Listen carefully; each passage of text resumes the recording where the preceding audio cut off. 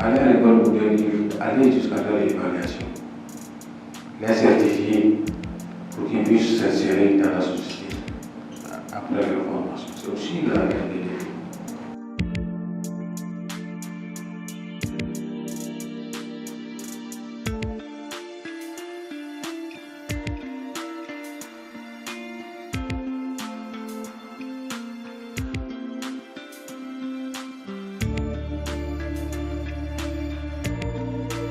C'est une bonne initiative que moi j'ai trouvée assez intéressante parce que ça fait ressortir les problèmes que la personne handicapée a mais qu'il cache dans son environnement.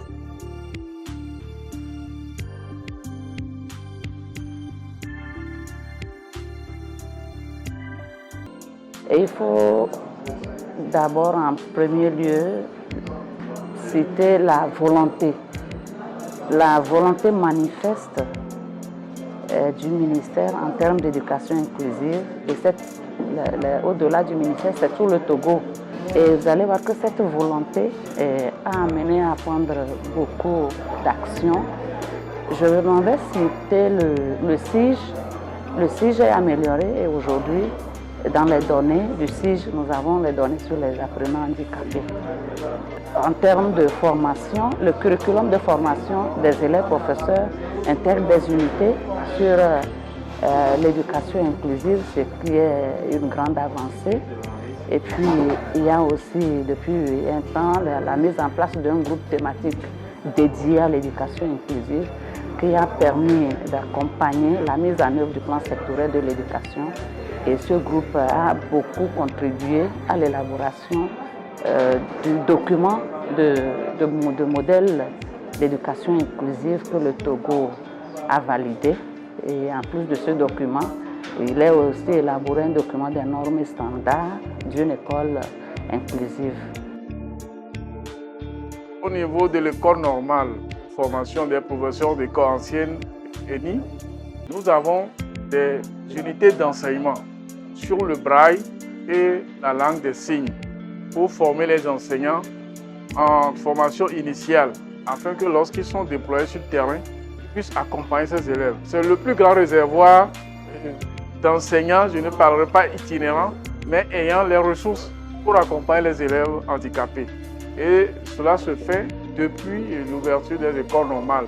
Spécifiquement à partir de 2009, on a eu au moins une vingtaine d'enseignants qui sont eux-mêmes handicapés et tous les autres enseignants, handicapés ou non, qui ont appris ces méthodes d'accompagnement. Mais le nombre est insuffisant. Aujourd'hui, les 3/4 des enseignants itinérants n'ont pas fait l'école normale de professeur d'école ou ancienne ENI.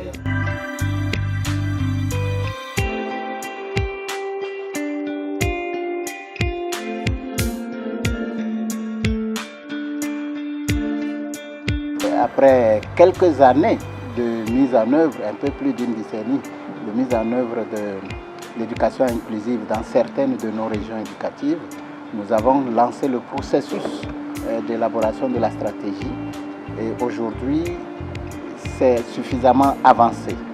Alors, nous nous réjouissons de ce pas qui a été effectué, mais le grand défi aujourd'hui, c'est de pouvoir mobiliser tout le monde autour de la stratégie. Il faut rassembler les décideurs politiques, il faut rassembler les techniciens, il faut rassembler l'administration, l'Assemblée nationale également, autour de cette stratégie.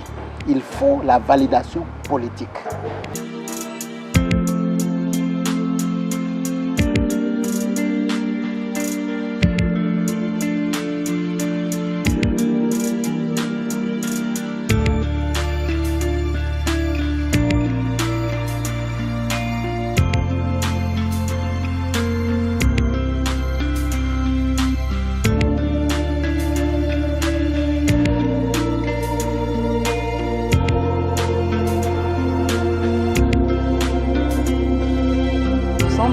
Avec tous les grands cadres du ministère qui débattent enfin de ce droit incontournable qui est celui de la scolarisation des enfants handicapés au Togo.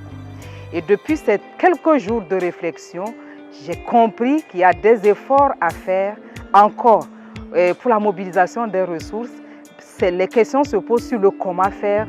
Ce n'est plus des questions de pourquoi est-ce qu'ils doivent être scolarisés. Et pour ça, moi, mon apport dans cet atelier, c'est vraiment les orientations techniques de sorte à ce que l'État togolais puisse prendre des engagements réalistes et réalisables qui tiennent compte de notre contexte du pays et des ressources disponibles. Il faut retenir qu'à la validation, il faudrait que la stratégie soit mise à l'échelle nationale. C'est vrai, on peut commencer petitement avec une expérimentation en région et qu'on puisse l'élargir. De cette stratégie, j'attends que les gouvernements puissent appliquer tout ce qu'on a dit et que la tâche soit allégée à toutes les personnes en situation de handicap qui veulent aller à l'école et qui veulent se mêler aux autres.